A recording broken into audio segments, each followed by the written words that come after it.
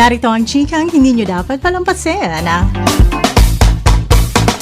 Pagtawa, maganda para sa iyong puso. Para sa mga detalye, ang pagtawa ay hindi lamang nagpapaangat ng iyong mood, ito ay nagbibigay din sa iyong puso ng mabilis na healthy boost.